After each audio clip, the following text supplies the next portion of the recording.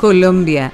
Miles de personas volvieron a las calles de Colombia para protestar contra el gobierno del presidente Iván Duque al fin de una semana de manifestaciones que se tornaron violentas y dejaron al menos 24 muertos, la mayoría por disparos. Bajo la lupa de la comunidad internacional, que denunció excesos de la fuerza pública, estudiantes, sindicatos, indígenas y otros sectores salieron a las calles. El disparador fue el rechazo a la reforma tributaria impulsada por el gobierno, pero el abanico del descontento era más amplio.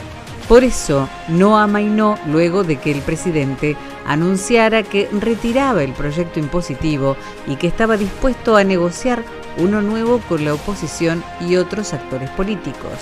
Los reclamos son varios puntos: mejores condiciones en salud, educación, seguridad en la región, cese del abuso policial contra los manifestantes, entre otras cuestiones.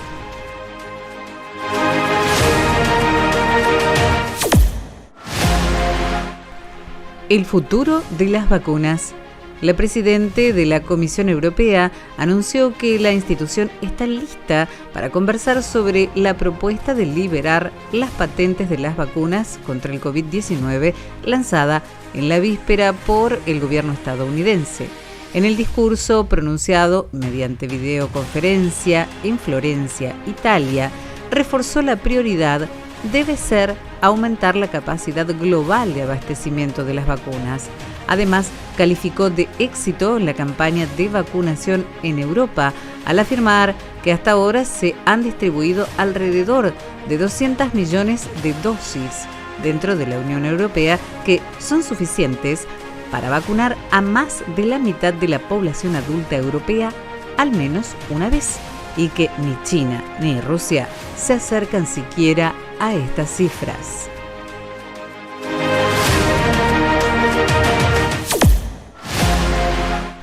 Gira presidencial. Alberto Fernández visitará Lisboa, Madrid, París, Roma y Ciudad del Vaticano en 5 días corridos para reforzar su estrategia de negociación con el Fondo Monetario Internacional y protagonizar un cónclave con el Papa Francisco después del encontronazo político causado por la sanción de la ley del aborto en la Argentina. El presidente considera que no es posible cancelar con las reservas del Banco Central los vencimientos de capital y diseñó una estrategia que apunta a lograr que los países más poderosos del FMI acepten los derechos especiales de giro como forma extraordinaria de pago.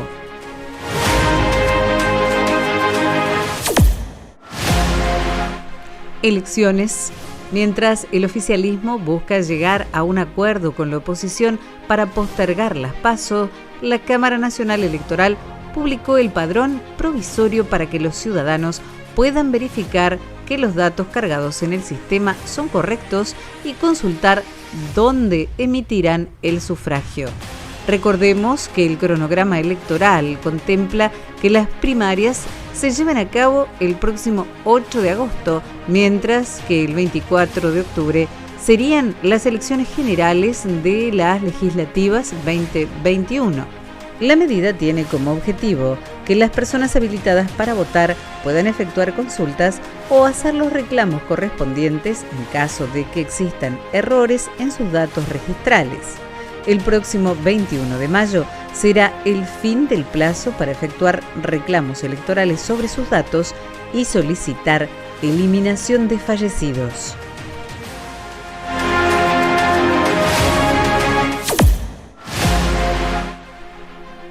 Impuesto.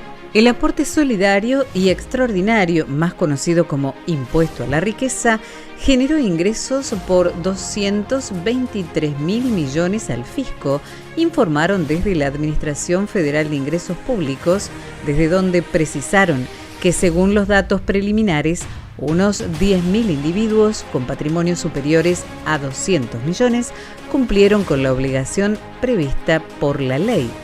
Ese número de contribuyentes está 3.000 personas por debajo de los cálculos previstos del gobierno y desde la AFIP dicen que los vamos a ir a buscar para que paguen. La agencia ya envió notificaciones en forma electrónica y presencial a las personas que no hicieron el aporte solidario.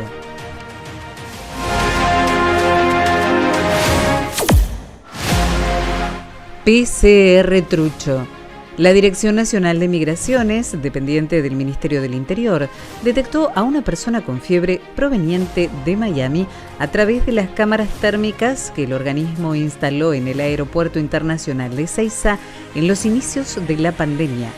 Luego de ser aislada, esta persona de 29 años de edad declaró ante las autoridades que había viajado para vacunarse y que ocultó un análisis que le detectó COVID positivo para poder abordar el vuelo, reemplazándolo por un certificado médico que decía que no presentaba síntomas compatibles con COVID.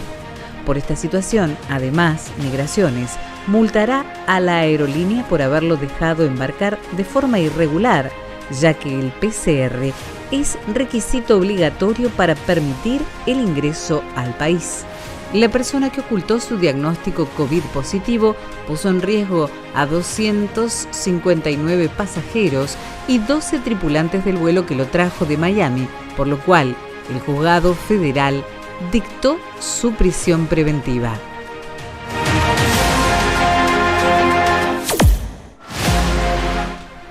Conectividad. El presidente Alberto Fernández anunció que pondrá en marcha un nuevo plan de conectividad para alumnos y docentes de todo el país y afirmó: vamos a empezar a entregar 70.000 notebooks a chicos para que vuelvan a acceder al mundo digital. Y agregó: este es un tiempo en el que la conectividad es tan importante. Lo difícil que se hace dar clases remotamente por la falta de acceso a la conectividad de muchos chicos de la Argentina.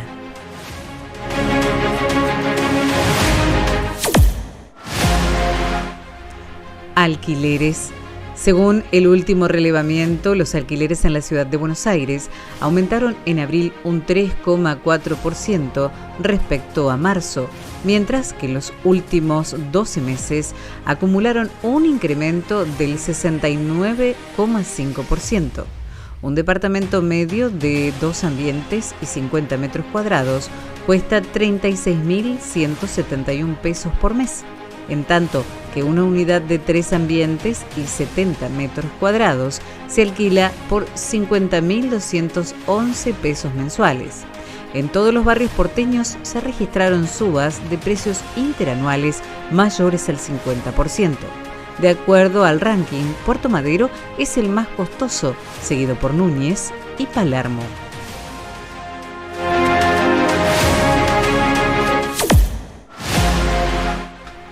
Clases. El 1 de marzo volvieron las clases presenciales en casi todo el país, pese a la disparidad en la asistencia. Fue un retorno masivo tras un año de educación a distancia. Desde entonces pasaron solo 2 meses y con el avance de la segunda ola de contagios, la presencialidad se redujo abruptamente. Hoy, 4 de cada 10 chicos no tienen clases en las aulas por la suspensión dispuesta tanto por el decreto presidencial como por decisión de los gobernadores. Hoy son 9 las provincias que restringieron parcial o totalmente la educación en las aulas. Según los datos oficiales, en todo el país, 16.677 escuelas suspendieron las clases presenciales y un total de 4.478.413 alumnos dejaron de asistir a las aulas, lo que implica el 39% de la matrícula nacional.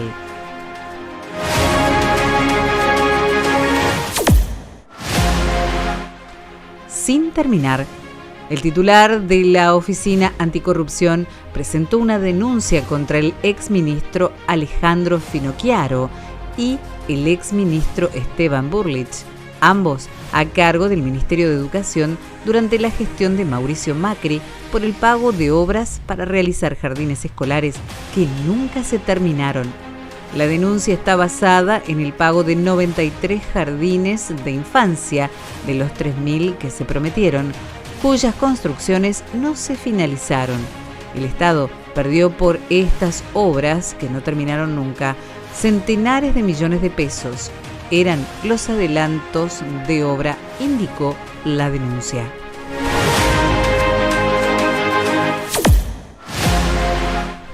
Multas. El gobierno de Axel Kicillof busca incentivar a los intendentes bonaerenses para que refuercen los controles sobre las restricciones sanitarias y desde el dinero de las infracciones, que podrían superar los 4 millones de pesos, irán íntegramente a los municipios. Así lo confirmó en una conferencia de prensa el jefe de gabinete bonaerense, Carlos Bianco, quien resumió la intención del gobierno provincial. Esto va a hacer que las personas que no lo entienden con las neuronas lo entiendan con el bolsillo.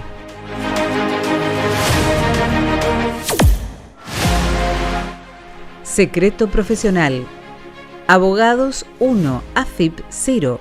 Así podría resumirse la medida cautelar que logró la Federación Argentina de Colegios de Abogados en contra de la resolución 4838 del organismo fiscal que los obligaba a informar las maniobras de planificación fiscal. Un juzgado en lo contencioso administrativo de la Ciudad de Buenos Aires falló en favor de los abogados y además le reconoció a la entidad la legitimidad para actuar en nombre de sus representados de todo el país. El juez federal le ordenó al organismo que conduce Mercedes Marcó del Pont que se abstenga de aplicar la resolución que, en la opinión de contadores y abogados, viola el secreto profesional.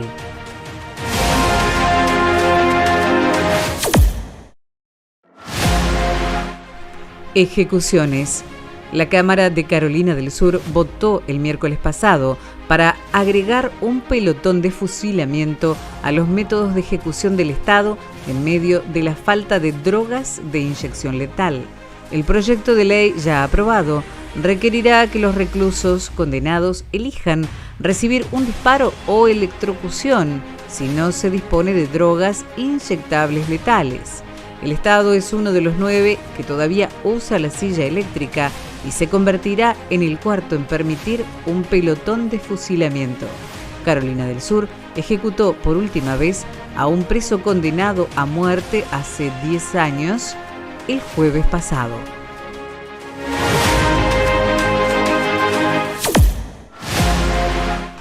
Decidir en pareja. La Justicia Civil de San Juan aceptó un recurso de amparo presentado por un hombre para impedirle a su expareja que se realice un aborto y defender su derecho a la paternidad. La mujer estaba cursando un embarazo de 12 semanas cuando quien era su novio acudió a un abogado para frenar la práctica amparada en la Ley Nacional de Interrupción Voluntaria del Embarazo. Con una decisión que va en contra de este derecho adquirido, los jueces Juan Carlos Pérez, Juan Carlos Noguera Ramos y Sergio Rodríguez de la Sala 3 de la Cámara Civil usaron el argumento de la unión conyugal para impedir el aborto. Ellos debían desarrollar un proyecto de vida en común, aseguraron. De este modo, le prohíbe a la gestante hacer uso de su derecho, ya que la Ley Nacional de Interrupción Voluntaria del Embarazo permite que luego de firmar un consentimiento informado, la gestante debe acceder sin ningún freno a la atención de la interrupción del embarazo en los servicios del sistema de salud, ya sea hospitales públicos, obras sociales nacionales, provinciales y las empresas y entidades de medicina prepaga.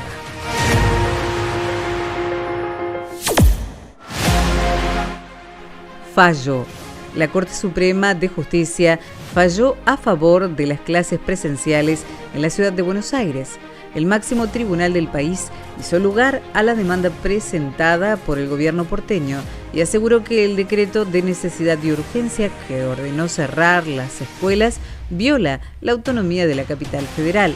La decisión judicial saldó una disputa política entre el presidente Alberto Fernández y el jefe de gobierno de la ciudad, Horacio Rodríguez Larreta, a partir de la decisión de la Casa Rosada de suspender las clases presenciales en el área metropolitana como una medida para restringir la circulación de personas en medio de la segunda ola de coronavirus. El gobierno bonaerense calificó esta mañana la sentencia como aberrante, incluso antes de que fuera firmada.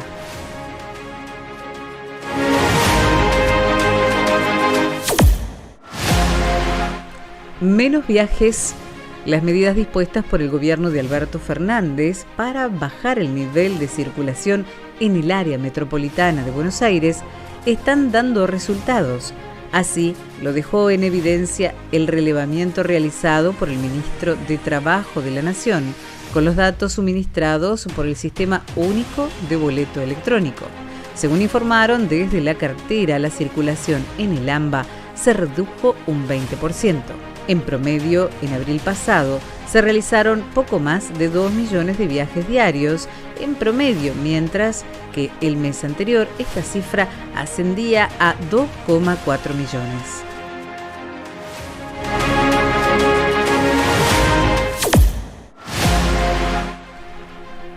Rock de duelo. El baterista Rodolfo García, histórico músico del rock argentino, falleció la madrugada del martes pasado a los 75 años, luego de permanecer varios días internados en el hospital Tornú, en un estado irreversible de muerte cerebral tras haber sufrido un accidente cerebrovascular. El artista fue una figura clave en los albores del rock nacional en los 60, siendo uno de los fundadores de Almendra. El accidente cerebrovascular que el pasado 28 de abril afectó al artista en su casa del barrio porteño de Villa Ortuza quiso ser mantenido en secreto por su familia, pero una vez que la noticia trascendió públicamente, esto fue imposible.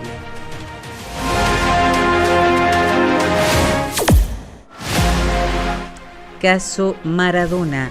Los fiscales que investigan la muerte de Maradona iniciaron una causa penal contra la perito de la defensa de la psiquiatra Agustina Kosakov, al ser identificada como el origen de la filtración a la prensa el viernes pasado del informe de la Junta Médica. Emerge con claridad que quien ostentó el rol de perito de parte de la imputada Agustina Kosakov, doctor Aníbal Areco, habría recibido exclusivamente el informe identificado, luego como viralizado, señalan los fiscales en el escrito en el que informan que iniciaron una instrucción penal preparatoria para investigar esa psiquiatra y al médico legista por la violación del secreto.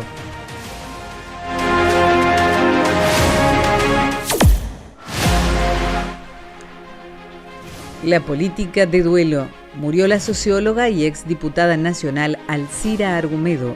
La noticia fue comunicada a través de un mensaje en la cuenta oficial de Twitter, en la que la referente política analizaba el devenir de la política y la economía para sus casi 90.000 seguidores.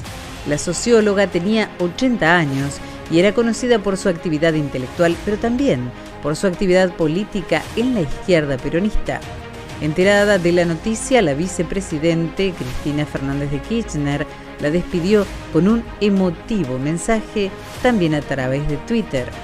Me acabo de enterar que falleció Alcira Argumedo, mujer valiosa, militante de siempre e incansable luchadora de ideas, escribió, y completó el mensaje con una referencia personal.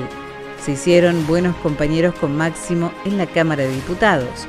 Mis condolencias a sus familiares y amigos.